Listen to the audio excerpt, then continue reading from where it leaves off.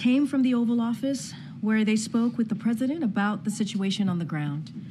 After he was briefed on the collapse, President Biden immediately instructed his team to move heaven and earth to aid in the emergency response and help rebuild the bridge as soon as humanly possible. Within hours of the bridge's collapse, President Biden spoke to Governor Moore, Senator Cardin, Senator Van Hollen, Congressman Mfume, as well as Baltimore's mayor and county executive.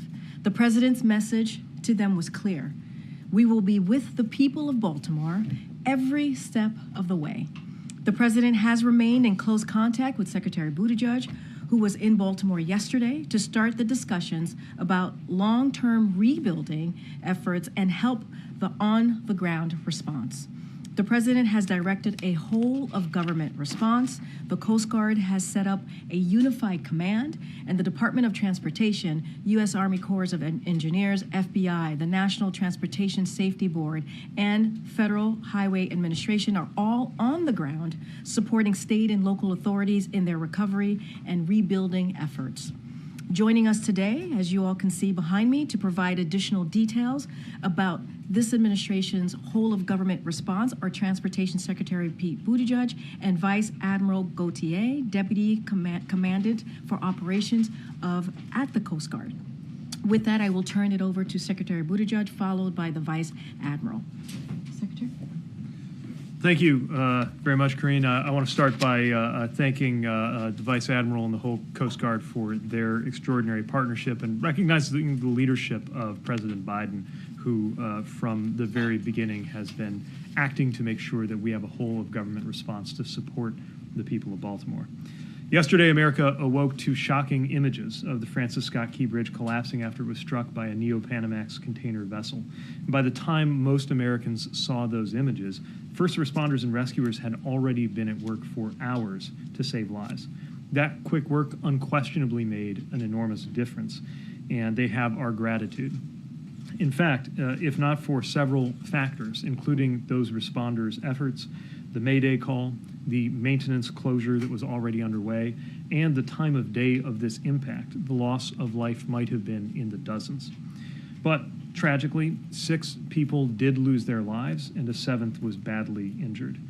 These were workers who went out to work on a night shift, repairing the road surface while most of us slept. Work is undergoing to recover their remains, and our thoughts and prayers are with their loved ones whose lives are never going to be the same. Even as those families come to terms with this grief, and even as those recovery operations continue, work is underway to investigate what happened and to restore the key transportation resources that were impacted. When it comes to the investigative work led by the NTSB and supported by the Coast Guard, I will respect their independence and not comment on that work, but I do appreciate being able to engage with NTSB, Coast Guard, and other personnel yesterday at the site. I also spent time with Governor Moore, and I want to express my appreciation for his leadership. The governor has responded to this unthinkable event with focus and compassion, and we're going to be working closely with him and with his state's DOT to support Maryland in their work to rebuild the bridge and reopen the port. I also want to thank Mayor Scott, County Executive Olszewski for their work and their team's work ensuring all resources are brought to bear in that response. While the investigation and the response continue, President Biden has made clear that this whole administration will be providing support in every respect for the recovery and the rebuilding process. From a Department of Transportation perspective, that really comes down to 4 major focus areas. Reopen the port, deal with the supply chain implications until the port does reopen, rebuild the bridge, and deal with the surface transportation implications until the bridge is rebuilt. Each of those is a distinct line of effort, and we're already taking steps toward each goal. With regard to the port, again, the Coast Guard, in coordination with the Army Corps of Engineers, will lead on the channel cleanup and the reopening so that that port can get back to full operation. We are concerned about the local economic impact, with some 8,000 jobs directly associated with port activities. And we are concerned about implications that will ripple out beyond the immediate region because of the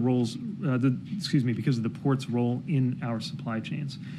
This is an important port for both imports and exports, and it's America's largest vehicle handling port, which is important not only for car imports and exports, but also for farm equipment.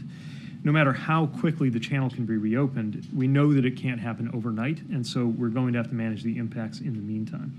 We're working to mitigate some of those impacts, including using tools that didn't exist just a few years ago. Following the disruptions to supply chains from the COVID pandemic, President Biden's infrastructure package included the establishment of a new freight office within our department to help coordinate goods movement in ways that were not possible before. To be clear, ocean shipping is not centrally controlled the way you might expect with, for example, air traffic control. So having these tools allows us to create coordination that just didn't exist before. It's helped us to smooth out supply chains after COVID. It's helped us to manage the Red Sea crisis, and we're using it now to help the hundreds of different private supply chain actors get better coordinated to keep goods moving. Tomorrow, I will be convening shippers and other supply chain partners to understand their needs and to promote a coordinated approach as they adapt to the temporary disruptions while we plan mitigations. That said, the Port of Baltimore is an important port, so for our supply chains and for all the workers who depend on it for their income, we're going to help to get it open as soon as safely possible. Now, for the bridge, we are going to be working with NTSB as they lead their independent investigation.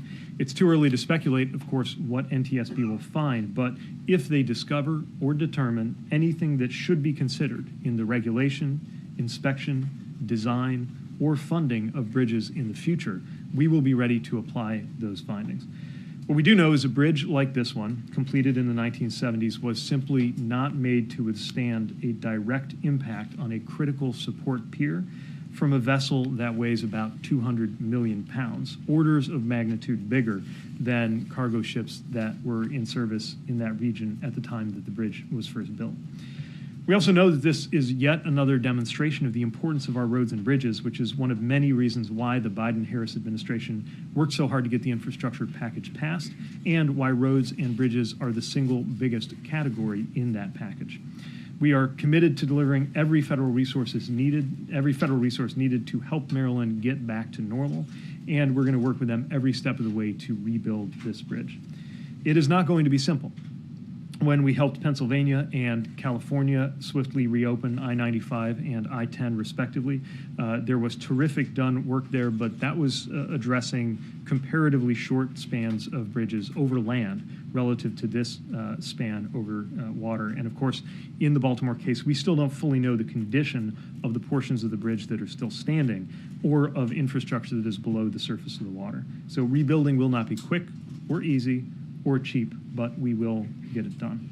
As I mentioned, we're working with city, county, and state, and I also want to add that we've been closely engaged with the Maryland congressional delegation, many of whom were on hand yesterday, and who are doing a tremendous job advocating for their state.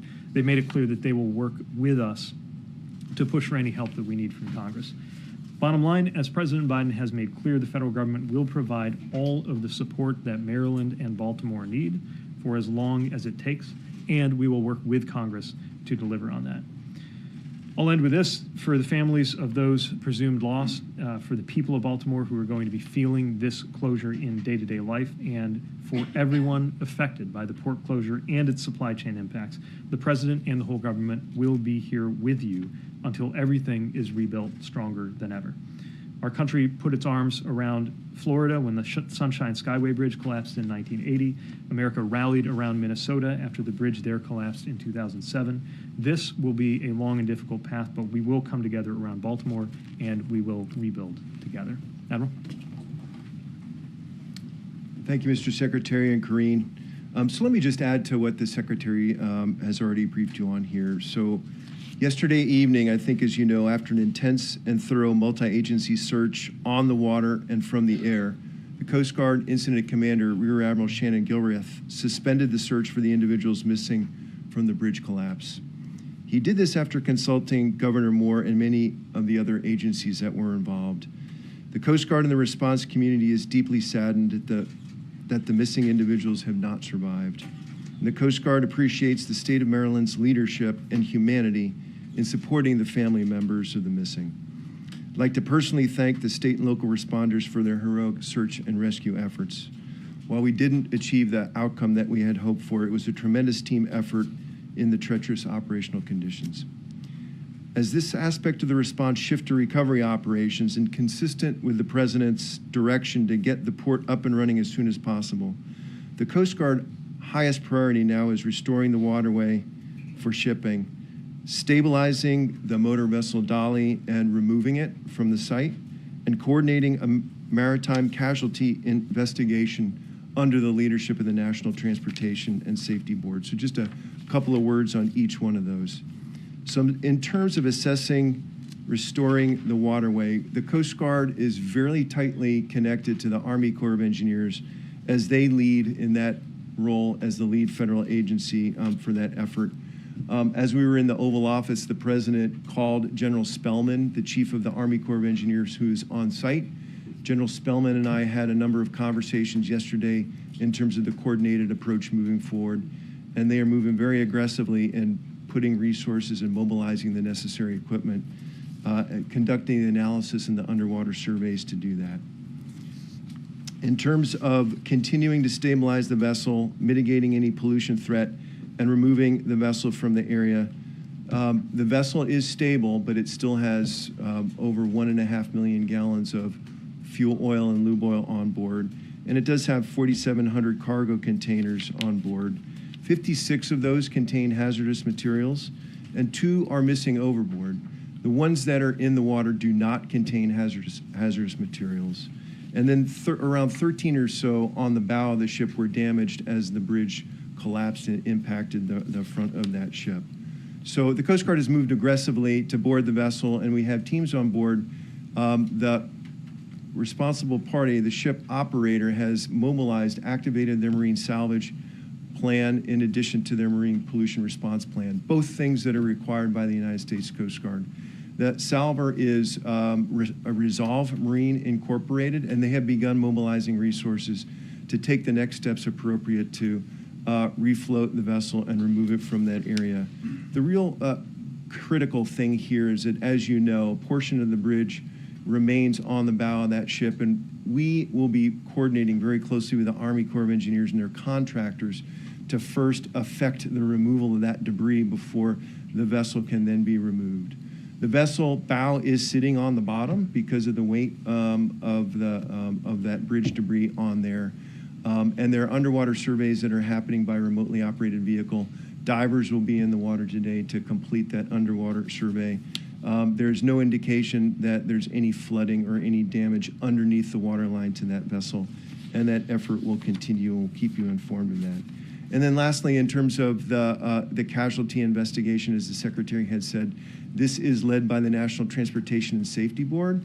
I've had a couple of conversations with Chair Hamandi on this account, and basically what we've done is we've activated a memorandum of understanding between the Coast Guard and NTSB, and because the multimodal and complex nature of this investigation, we will be providing Coast Guard investigators for what we call a Marine Board of Investigation, which is our highest level of investigation in the Coast Guard that will fold in and coordinate with the NTSB investigation as that moves forward. I think the Secretary closed with some top-line messages, and for us, I can tell you that our unified command, which is essentially a term that we use in the United States for how we mobilize against crises with all the appropriate federal, state, local agencies and other stakeholders. We have a tremendous amount of talent on there, and a lot of resourcing, and given the magnitude and importance of this response, it's going to be very, very aggressive moving forward, and we'll keep you informed of that. Thank you. CNN has obtained a government memo that the Coast Guard is currently evaluating hazardous material that was contained in some of the containers on the ship. Can you update us on that investigation, and is there a threat to the public from any of the materials on board the ship? There is no threat to the public from the hazardous materials on board. So we've obtained the vessel manifest that container ships carry and done the analysis of the types of hazmats that are on board. We have a very specialized hazmat team on board called the Atlantic Strike Team. We have 3 of those around the country. and we have air monitoring them there to detect if there are anything that are coming off of those containers. The majority of those containers are closer to the pilot house and are completely unaffected by the damage to the bow of the ship, and we have not determined that there's any kind of release at this time. So what do you assess as the risk that some of those materials could leak or spill? So most of these things are things like mineral oils, and even though they're hazardous, we've determined that there really isn't any kind of threat to the public. And Secretary Buttigieg, for you, President Biden has said the federal government should front the full cost of reconstructing the bridge. What do the early estimates say that cost will be, and how quickly can you get that money? We don't have dollar estimates yet, but we actually have provisions that allow us to begin releasing funding even while that is being determined. My understanding is, as we speak this afternoon, an emergency relief funding request has come in from the Maryland State DOT. We'll be processing that immediately to start getting them what they need. Also, later today, there will be a design and procurement-oriented meeting that we'll participate in, our Federal Highway Administration, along with MDOT. Again, obviously it's early days, but now is the time to begin scoping that out so that they can get to work. Thank you. Good to know. Related to that, Mr. Secretary, how much existing money is there now within DOT coffers to handle requests such as the one from MDOT? Do you have funding through the Federal Highway Administration, through the infrastructure law, or when do you anticipate having to go to Congress for potentially a supplemental request on the bridge costs? So the infrastructure law did authorize funding into the emergency relief account, which is the mechanism that is most likely to come into play here. Last I checked, there was about $950 million available, but also a long line of needs and projects behind that. So it is certainly possible, I would go so far as to say likely, that we may be turning to Congress in order to help top up those funds, but that shouldn't be a barrier to the immediate next few days beginning to get the ball rolling. What would be the time frame of sending that request? I think it's too soon to know the mechanics of that. And for the Vice Admiral, can you discuss broadly just the safety of maritime shipping in general, and kind of the strength of the regulations that govern it, and particularly the inherent international nature of the maritime business could potentially create issues, especially if you have ships based in different countries with potentially weaker regulations. Can you Sure. speak to those broader issues? Yeah, absolutely. So despite what happened 36 hours ago in Baltimore, the maritime mode of transportation, merchant shipping, is an incredibly, incredibly safe mode of transportation, not just here in the United States, but worldwide. While we do have a regime of regulations that are just comprehensive in terms of the vessel conditions, the cargo that they carry and how they do that, the qualifications and certifications from the mariners who operate these ships, those are actually networked with a global set of regulations that we negotiate and uphold through the International Maritime Organization in London. So this ship was flagged by Singapore. That was the flag state administration. And I spoke with the administration in Singapore just a few hours ago. They'll be participating in the investigation. We do something called flag state examinations to ensure that even though these are not U.S. flag vessels coming in, we do an inspection to assure that they meet the high international and domestic standards that we demand. Secretary Buttigieg, I know that you said the rebuilding efforts are just beginning, but when it comes to the actual port, can you give us a sense of what the timeline would be for reopening? Is it days? Is it weeks? Is it months? And same for the bridge. Are we talking about weeks, months? Are we talking about years? Too soon to be certain. What I'll say in the case of the bridge is that the original bridge took 5 years to construct. That does not necessarily mean it will take 5 years to replace, but that tells you what went into that original structure going up. Again, we need to get a sense of the conditions of the parts that look okay to the naked eye, but we just don't know yet, especially in terms of their foundational infrastructure. So it is going to be some time where commuters are going to need to depend on that 95 and 895 tunnel.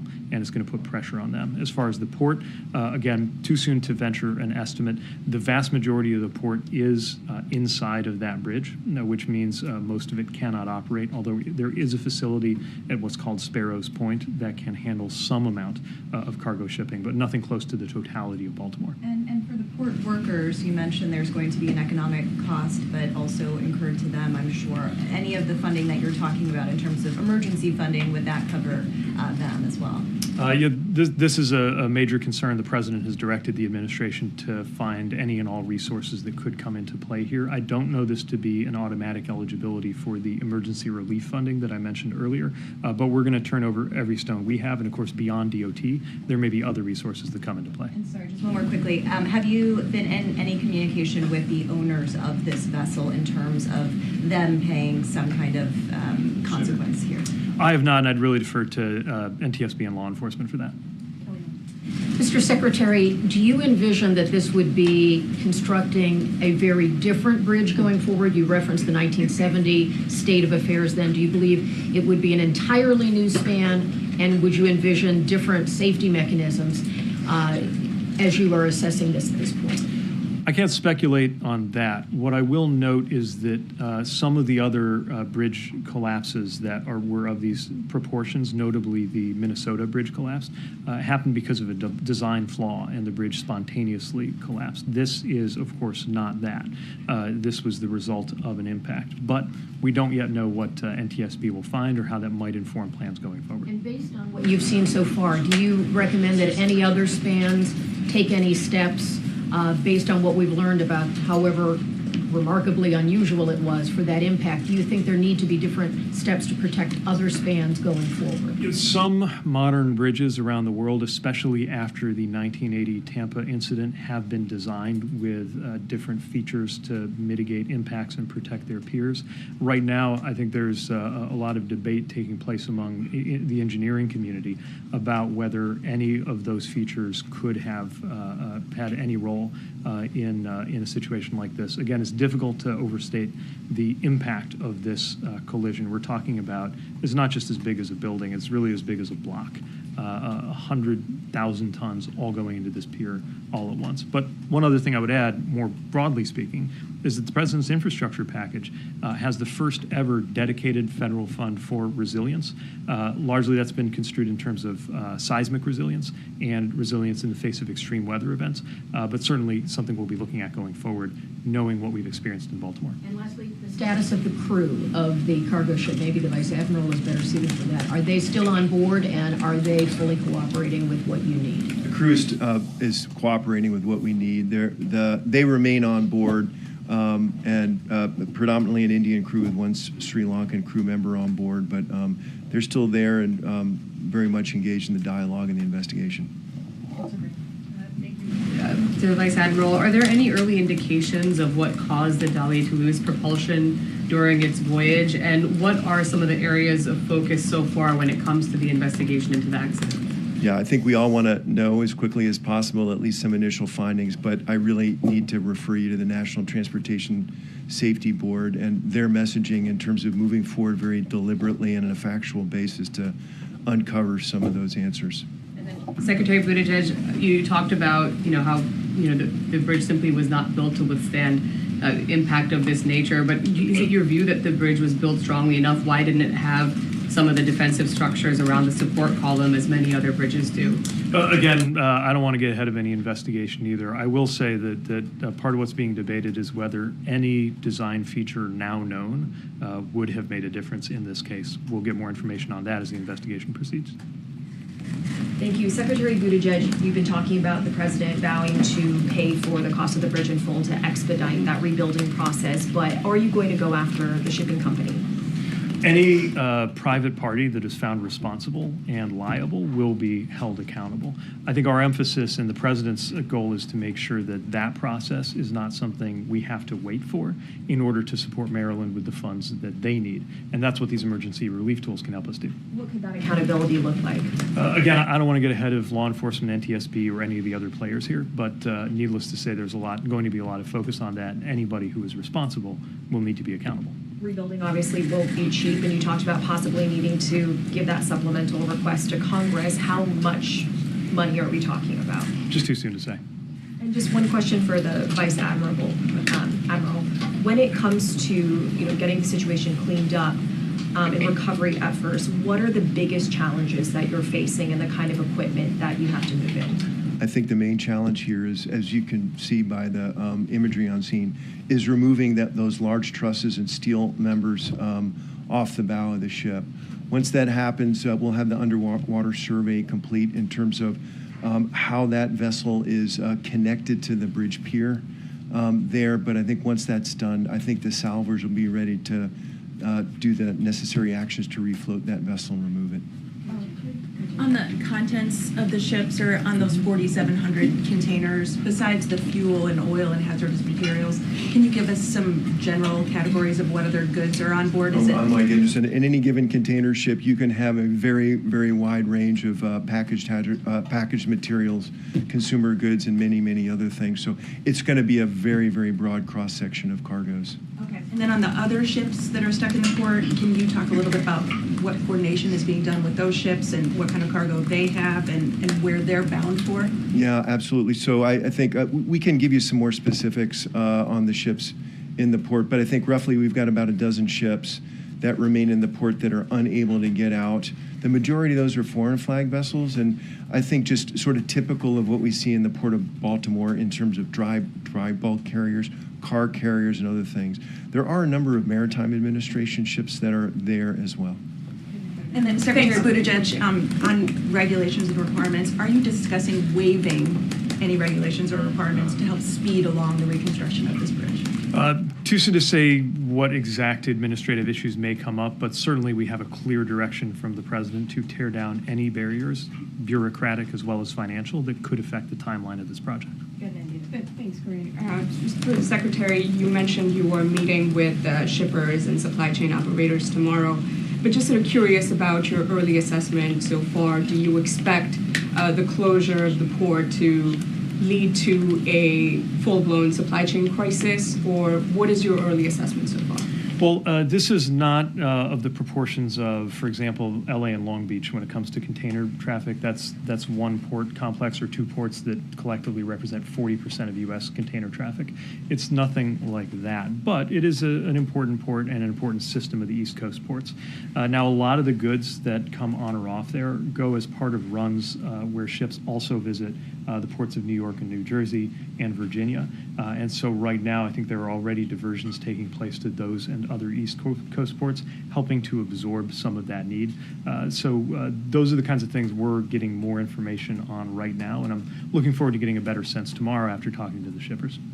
And a quick question on sort of safety reviews. You know, obviously the ship was involved in an accident in Belgium, I believe in 2016. Is this incident going to prompt a full-scale review of vessels like this? So we've seen what's in the news in terms of that particular incident. I don't know whether that's particularly informative to this. Probably a different vessel crew, different pilots, different weather conditions, and so on and so forth.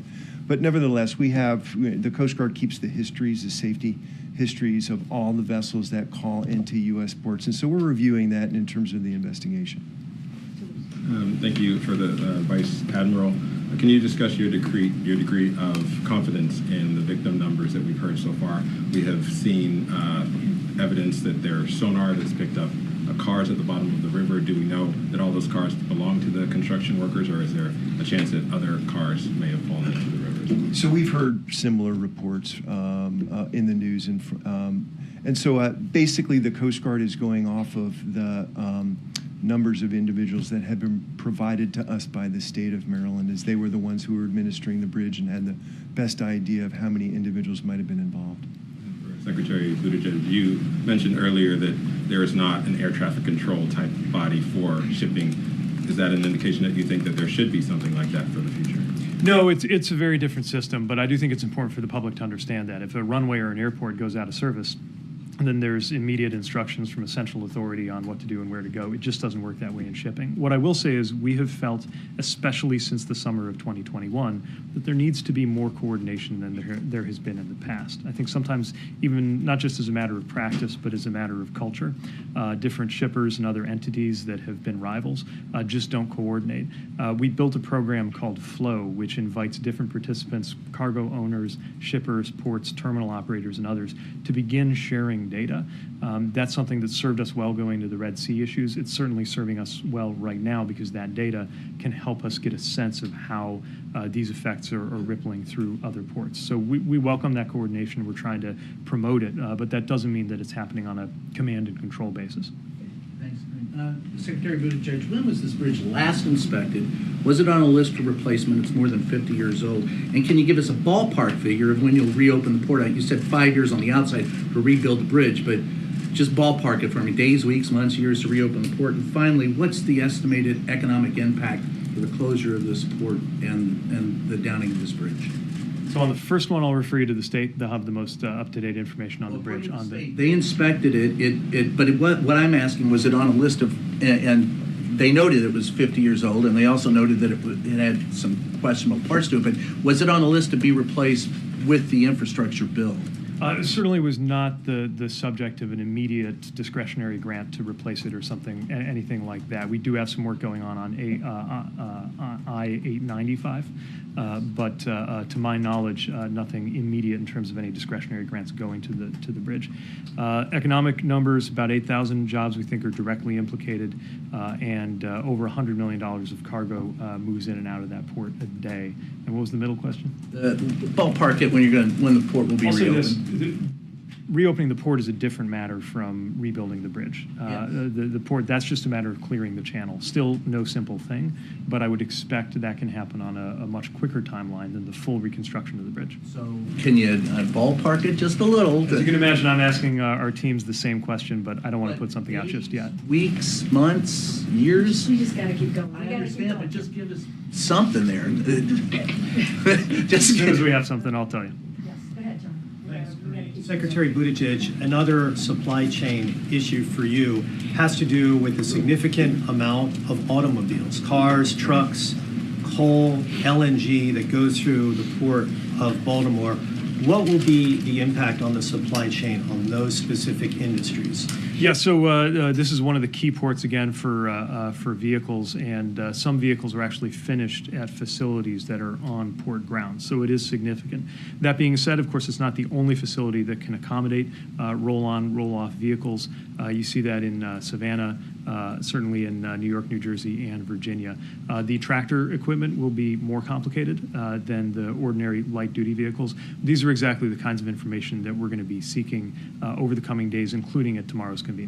And you expect, because of those supply chain issues, that we could see impacts on the U.S. economy as a result of those supply chain issues? We want to get a little more fidelity on how disruptive it can be. Again, we're not talking about a single point of failure that it's the only possible place to get through, or even something that is as impactful as some of the issues that affected the Panama Canal, for example. This does not automatically mean that a trip to the East Coast has to be substituted with a trip to the West Coast, which would be much more of a cost impact. It could probably be accommodated up and down the East Coast, but the effect clearly will not be trivial. Thank you. Mr. Secretary, you said that you had received a request for emergency funding from the Maryland authorities. Can you tell us what that number was? Those don't necessarily include a full estimate of the cost, but they do make it possible through what's called a quick release authority for us to start getting dollars out. I was just notified that this is coming in as I was stepping out here, so I don't have more details than that right now. Hi, Secretary Buttigieg. So, just clearly speaking about economic impact, each day that the port is shut down, what is the economic impact per day? Well, again, there's last I checked, between $100 and $200 million of value that comes through that port every day, and about $2 million in wages that are at stake every day. And that's one of the areas we're most concerned about. It's one thing for a container or a vehicle or a sugar shipment to be absorbed or accommodated somewhere else, but these longshore workers If goods aren't moving, they're not working. Now, right now, there is work taking place, even inside of that bridge, because of the work that has to be done to offload some of the vehicles that are stuck there and get that back onto surface transportation to go out to other sites. So they're likely working right now, but that work won't last long, and that's one of our main areas of concern. And for my side, Marilla, thank you very much. So when you look at CFR, the Code of Federal Regulations, you earlier talked about how, you inspect these vehicles, right? The Coast Guard inspects these vehicles. Is it done on a regular basis to see if all of those items are, being followed, or do you do spot checks? Pretty thorough. So every ship that comes to a United States port has to report to the Coast Guard and Customs and Border Protection 96 hours in advance. What we do then is look at cargo, look at the vessel history, look at the individuals on board, and we'll put them through a risk matrix to determine, based on their past history and another set of factors, on whether we should board and inspect or not. But it's a pretty thorough process. Vice Admiral and Mr. Secretary, when does cleanup begin? Because we're hearing after the first stage of rescue and recovery, cleanup begins. And the question is, once cleanup starts, will there be at least one channel to come through because of the importance and the uniqueness of this port, not just for Baltimore, but for the country, to include the Midwest with the farming equipment that goes on the CSX line that's right there?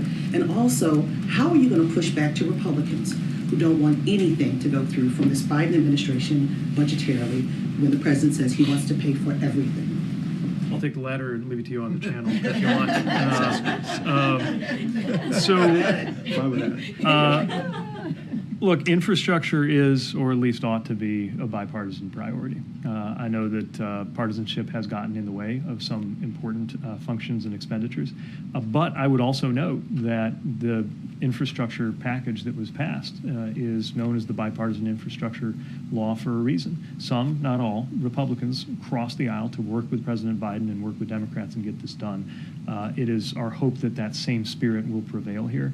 And I would also remind any member who might find themselves on the fence when any requests that might come through materialize, that today this is happening in Baltimore, tomorrow it could be your district, and we really need to stand together, red, blue, and purple, to get these things done. And what about the channeling? The cleanup and the channeling, that's right. So in terms of cleanup, in terms of the debris assessment removal now, again, the Army Corps of Engineers under General Spellman are being very aggressive in mobilizing equipment, beginning the underwater surveys and the necessary actions in order to first understand what they're facing in terms of challenges with not just the debris on the surface, but underwater. So they can give you an idea on sort of what their assessment looks like. So we can safely say the process for cleanup and possibly opening a channel is already underway because you are assessing what's going on down below? So Admiral Gilrath, the Coast Guard Incident Commander, and General Spellman for the Army Corps are very tightly linked and coordinated on the necessary actions to do this, not waiting in order to begin this process. Now, we do need to be sensitive because the state of Maryland is conducting the bottom recovery operations in and around the same area where the debris assessment removal needs to take place. But again, in terms of those details, Army Corps is best to answer that. Thanks. Good. Mr. Secretary or Vice Admiral, what kind of changes could this lead to the operations at the ports? Like, could we see tug escorts going through for bridges like this? And would that make a difference in this? For us, again, I think it's too soon to speculate whether any design feature or other practice would have made a difference, but that's the kind of thing that NTSB does, and they do it well.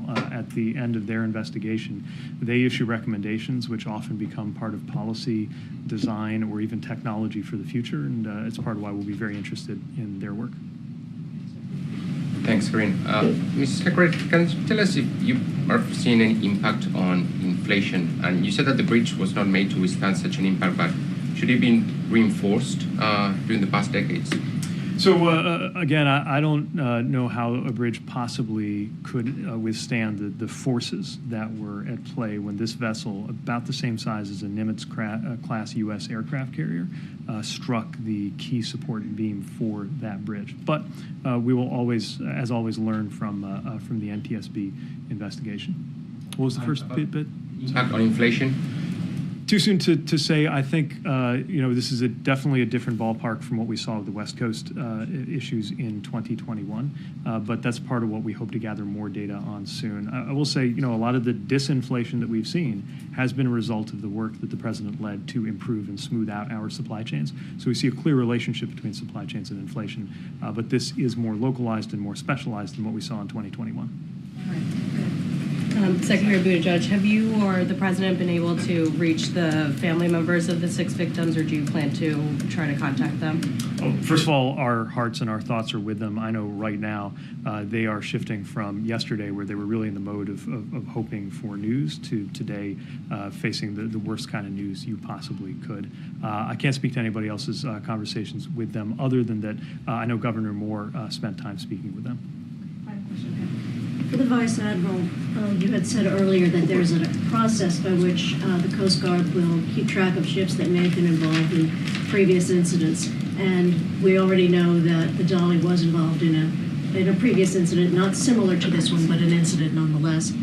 So was the ship on the radar for the Coast Guard in terms of, keeping an eye on it?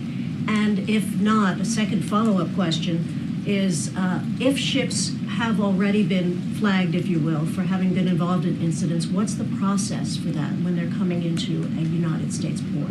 So maybe I'll answer the first part of that question first. It's the same process for every ship.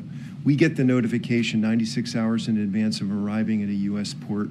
We do an examination together with Customs and Border Protection, a review of the histories of these ships and other factors, cargoes that they carry, and so on and so forth, to do a risk ranking and then make a determination about whether a local Coast Guard team, and CBP participates as well, whether we should do a boarding and do a safety examination there. In terms of the history of the ship, again, I think this one incident that has been discussed within the media, I think we need to take that within context in terms of what may or may not have happened with a different crew on board, different situation, different pilots, and so on and so forth, maybe not related to the vessel condition, so to speak. But in terms of our examination, this particular ship had a fairly good safety record. Okay, thank you so much. Vice Admiral, thank you so much, guys. Thank you. All right, thank you. Have a great one. Thank you. Thank you, guys. All right, thanks, guys. Thank you so much, Vice Admiral. Thank you so much, Secretary Buttigieg. All right, I have a couple things at the top before we continue with the briefing. So just a few more updates here to share that and then, as I said, I'll take some questions. So last night, voters in Alabama made their voices heard and voted overwhelmingly for Marilyn Lands, who made clear that she would fight to protect access to reproductive health care, including IVF. It was a decisive victory in a long-held Republican House district, and the president congratulates her on her win. As we saw last year in Ohio and previously in Michigan, California, Kentucky, Vermont, Kansas, and Montana, in every state where abortion has been on the ballot, the American people overwhelmingly vote to protect reproductive freedom. President Biden and Vice President Harris stand proudly and firmly behind the majority of Americans in this fight. And they will continue to take action to protect this fundamental freedom that is under relentless attack by extreme Republican elected officials. But the fact remains that the only way to ensure the right to choose for a woman in every state is for Congress to restore the protections of Roe v. Wade into federal law. Only Congress can pass that law, which President Biden, if it were to get to his desk, he would indeed sign it. Now, today we had another announcement. The Biden-Harris administration also launched the Save Date of action to promote SAVE, the most affordable student loan repayment plan ever, which President Biden announced just last year. The Save Day of Action is a coordinated effort to bring together public, private, and NGOs that could reach 100 million Americans with information about SAVE. Vice President Harris kicked off the campaign this morning, encouraging people to visit studentaid.gov/save, where they can join the more than 7.7 million borrowers representing every congressional district who are currently enrolled. Thanks to Save Plan, more than 4.5 million borrowers have a monthly payment of $0, and an additional 1 million borrowers have payments of less than $100. Finally, I want to acknowledge a solemn anniversary that will happen later this week. Friday will mark 1 year since American journalist Evan Gershkovich was arrested and wrongfully detained in Russia. Just yesterday, Russia extended his detention after yet another sham hearing. In yesterday's hearing, the Russian authorities did not even provide any evidence of a crime. In fact, they have provided no real justification for holding him. That is because he has done nothing wrong. Journalism is not a crime. Let me say that again. Journalism is not a crime. This administration will continue working every day to secure his release. We will continue to push back against Russia's attempts to use Americans as bargaining chips, and we will continue to stand strong against all those who seek to attack the press or target journalists. To Evan, to Paul Whelan, and to all Americans held hostage or wrongfully detained abroad, keep the faith. We are with you, and we won't stop working to bring you home. With that, Sungmin. Thank you. A quick one. Any update on when the president would go to Baltimore?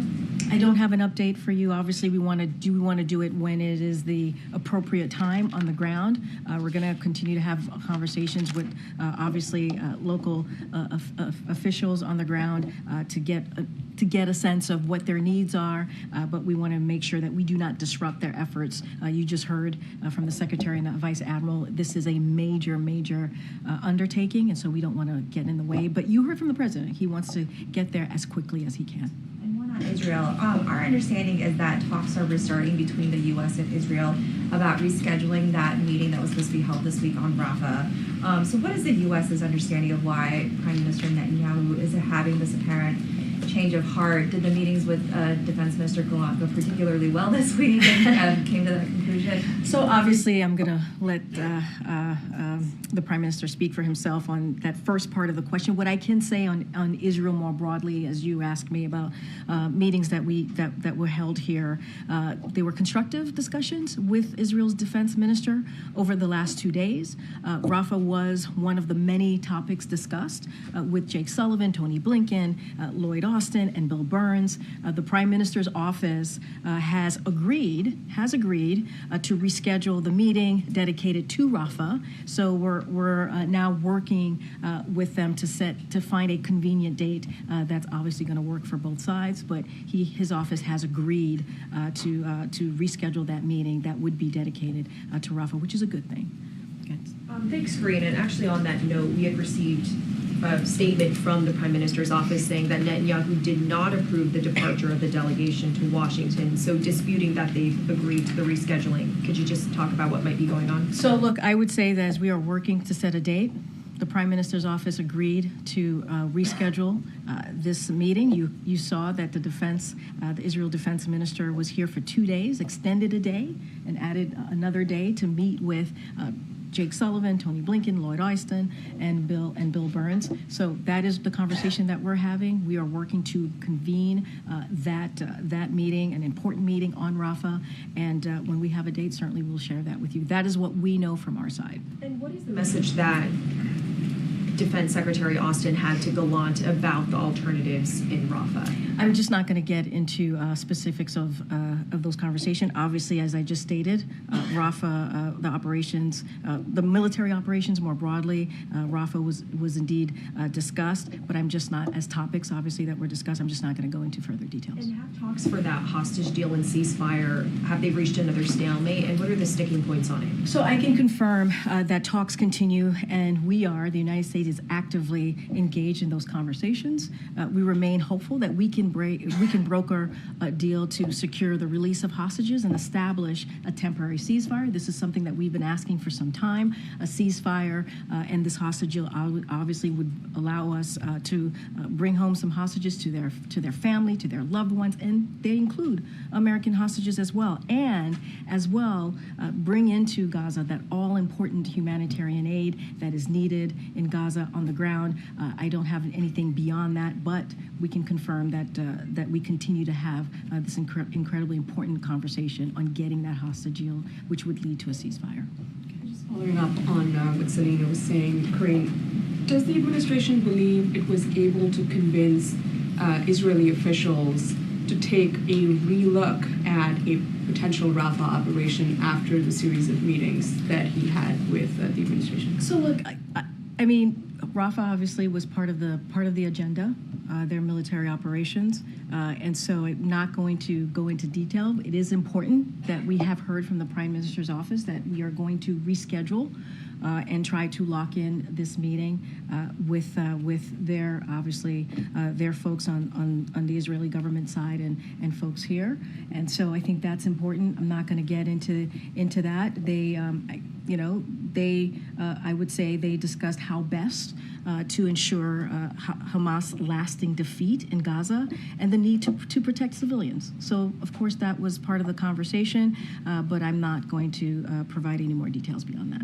Is the president thinking about reconsidering sending arms to Israel, given the unfolding situation and the unfolding humanitarian situation in Gaza? There's nothing new there. That is not under consideration. As you know, we have done more to get humanitarian aid into Gaza with the airdrops. You know about the pier, and we're working with obviously with Israel to make sure that we get more of the trucks inside of Gaza. It is incredibly important. We know the dire situation in Gaza as it relates to humanitarian aid, but the most important thing here is to get that hostage deal, so we can get that humanitarian aid to get those hostages back home to their family, we believe would lead to a ceasefire, obviously, and so that is what we're working towards. We've got to get that hostage deal done, and we are actively continuing those talks. Restricting weapons to Israel should also be a top consideration. I'm not going to get into hypotheticals, into conditions from here. We've been very clear where we stand, and we'll continue to do so. We want to get that hostage deal done. The talks is active; they continue, and that is important to get that hostage deal, to get the ceasefire, to get that humanitarian aid into Gaza. It is incredibly, obviously, important as you all have reported the dire situation in Gaza, and so that is our focus. We're going to get that pier going. We're going to continue the airdrops, continue to get those trucks in, working with Israel on that. I just don't have anything else beyond that.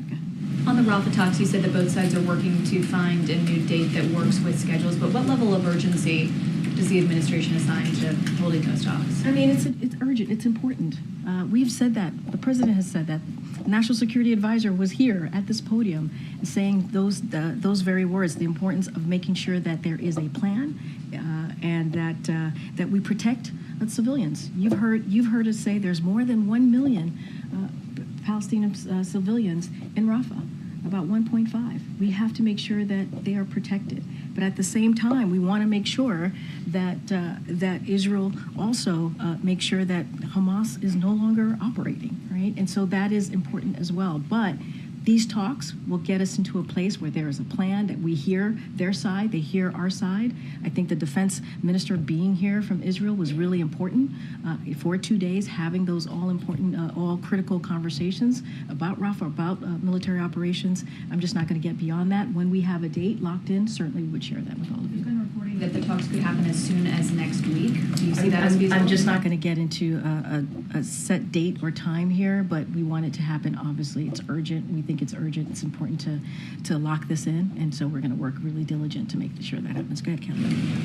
Tomorrow, the president will be in New York, and he is going to be with 2 former presidents. I'm not asking about the campaign piece of that. Could you speak to the historical significance or the stature of the moment to have 3 presidents together? And while he is in New York, you, I'm sure, have seen reports there was a New York City police officer who died in the line of duty. Any plan to acknowledge that officer? So a two-part question, but first about the historical significance of the president's being So let me, and I'm going to be really mindful, and I have to say this is a Hatch Act. I am a federal employee. I'm not going to follow the law and not comment on 2024 campaign, but I'll say a couple of things at the top. President Obama and President Clinton strongly support President Biden's leadership and obviously his agenda. All three have agree overwhelmingly on the issues that this president has been fighting for the past 3 years, including an economy that works for all, leaves no one behind, that is economy that's built from the bottom up, middle out, making sure that we protect our critical freedoms. That is something that they all three agree on, freedom to choose, or protecting our democracy.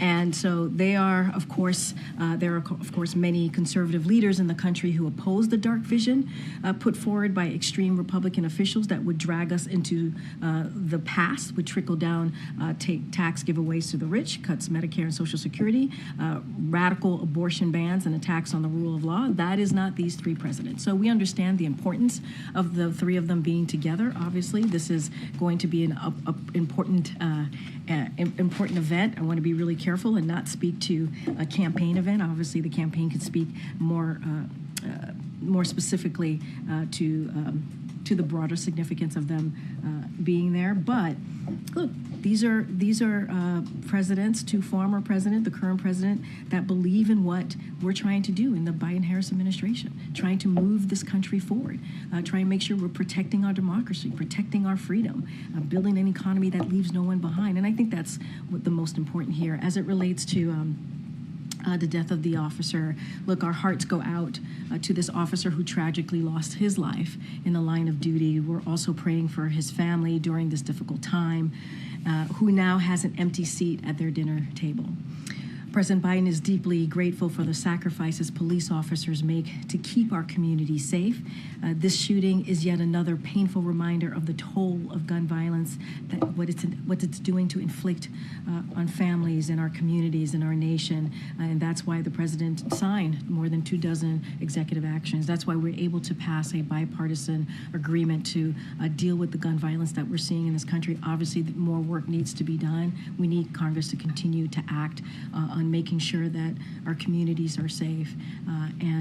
Again, our hearts go out to this officer and his family. It's a difficult time for them. Go ahead, Sabrina. Thank you. Do you have any comment on the decision by a federal appeals court today to continue blocking Texas's migrant deportation law, SB 4? So a couple of things on that.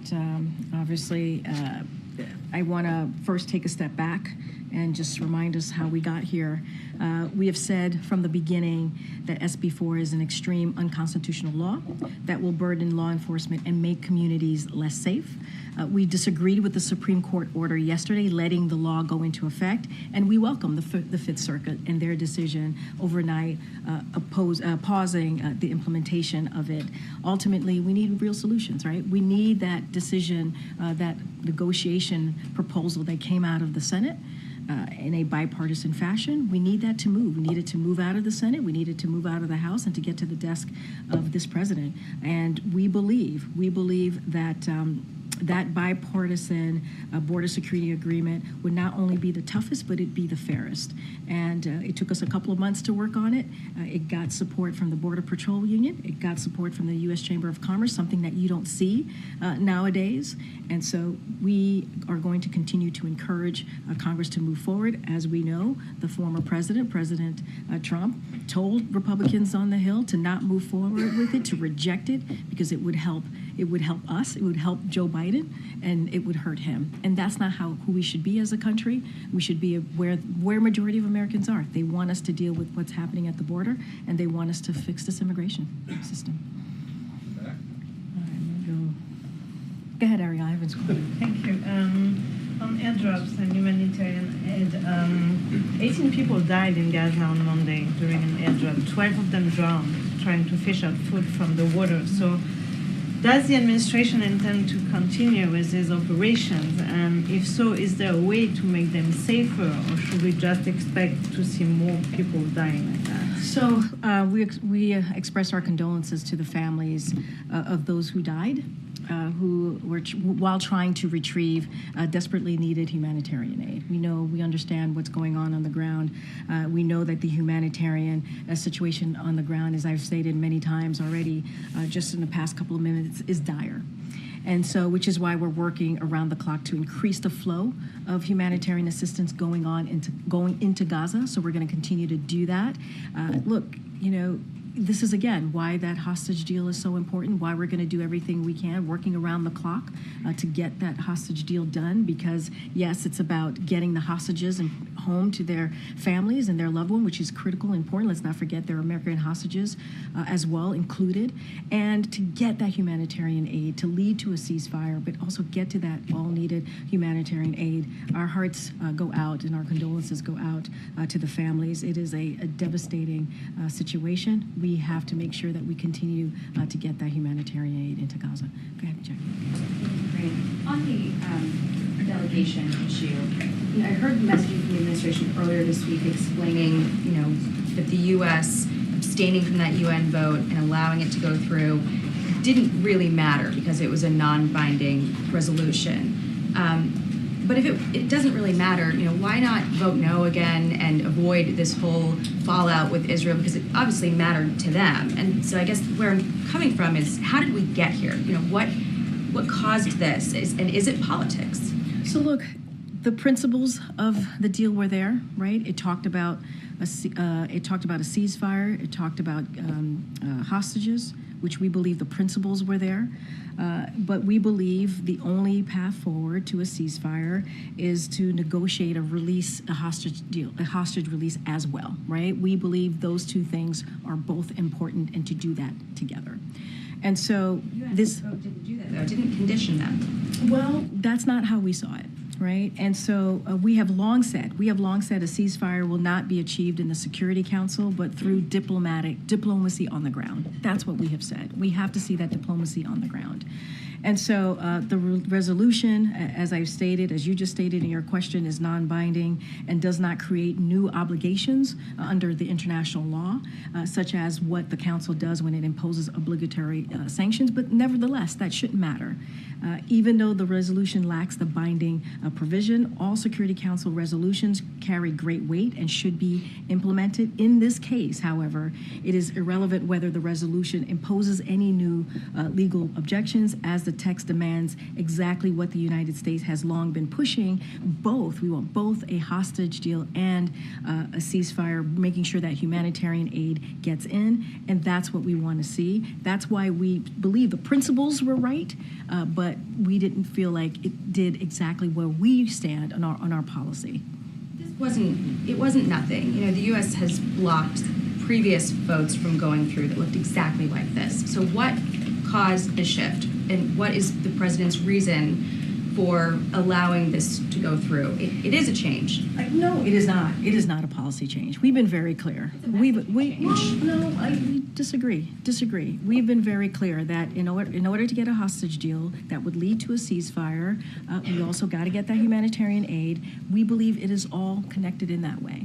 And so that is where we stood. That's where we've been. It is not a policy change. The principles were there, but we have a way that we want to do this, right? A hostage deal, those are the critical conversations that are happening, the active conversations that are happening, making sure that we get those hostages home. American hostages are also included to their loved ones. We also got to get that humanitarian aid, and we believe that diplomatic effort, the diplomacy, the diplomatic work that is being done would lead us to that. And so we've been very clear and steadfast about this, and that's where we're going to continue to be. This is linked to the president worried about losing support from Gen Z? Let me be very clear. This is not about politics. It's not. The president does not lead his national security or things that are the right thing to do in this sense, right? Getting that hostage deal, making sure hostages come home, including, as I said, over and over again, American hostages getting that humanitarian aid into Gaza and making sure that we believe that would lead to a ceasefire. That is not about politics. That is about the right thing to do. This is why we continue those active conversations and making sure that we can get there. It is important to get this done. Go ahead. Why do you think that the United States, which is Israel's most important ally, seems to have so little clout right now with Israel? I disagree. I don't think that is the case. Our position is going to continue to remain the same. We have been really clear. We are committed to supporting Israel in its fight against Hamas. We've shown that. We are committed to that. We've said, Hamas has said that they're going to repeat, they've said this, they're going to repeat October 7th again and again until Israel is annihilated. And because we cannot expect Israel to accept a situation in which their citizens continue to live under that threat. At the same time, it's critical that Israel do everything possible to protect civilian casualties and conduct operations. Look, we are having those diplomatic conversations. You just heard me lay out how the Israel defense minister was here. He stayed for 2 days. He met with Jake Sullivan. He met with Lloyd Austin. Those are high level conversations, and that is important. And the Prime Minister's office said that they want to reschedule this meeting so that we can talk about the Rafah operations. We welcome that, and we're going to work with their teams to make sure that happens. Your people have made it clear that you think a land invasion of Rafah is a mistake. Netanyahu has made it clear that he's going to go ahead and do it anyway. So I'm just wondering. But wait, they have agreed to come and have a discussion about that. That's important too. We can't miss that. We can't miss the fact that there's an agreement to have a meeting here to talk about the Rafah operations. That is what we're going to do. The Israel defense minister was here for 2 days. For 2 days, that was on the table. Was part of Rafah operations. Was certainly Rafah was certainly as one of the agenda items. That's important. So conversations are happening. We're going to set this date in the upcoming days to have this meeting about the Rafah operations. We're going to share our side. They're going to share their side. And that's what you do. That's what diplomacy is about.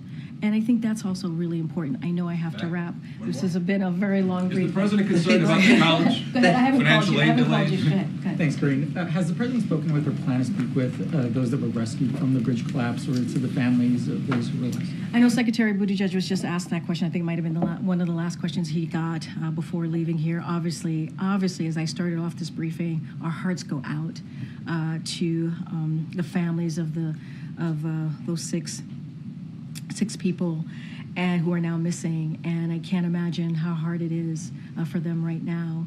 And so I don't have anything to read out to you about a president conversation or a call, but we're thinking of them. This is a president that has always said he will be there for that family. I just don't have anything else to share. And the Republican National Committee has been asking those seeking employment within the organization if they believe the 2020 election was stolen, serving as an apparent litmus test for hiring. Do you have any comment about this kind of prerequisite? Yeah, I mean, I want to say a couple of things. I want to be mindful not to comment on 2024, but I'll say more broadly, this is a president that believes in the rule of law, believes that the need to respect the officers who put their lives at risk on that day and to keep everyone safe. We saw what happened on January 6th. Some of you covered that. Our democracy was under attack. We lost lives. It is what we saw was because of the dangerous conspiracy theories. There were people, 2,000 folks, right? 2,000 people who were mobsters, who were mobs, and they were there because they didn't believe in a free and fair election. And that's why they were there. The Trump administration itself certified that the 2020 election was the most secure in our history. But yet, this is what we saw. And so we're going to continue to stand with law enforcement. We're going to continue to fight for our democracy. And I'm going to be very careful not to speak beyond that, what the RNC decides to do. All right, everybody. Thank you so much. About the ongoing college financial aid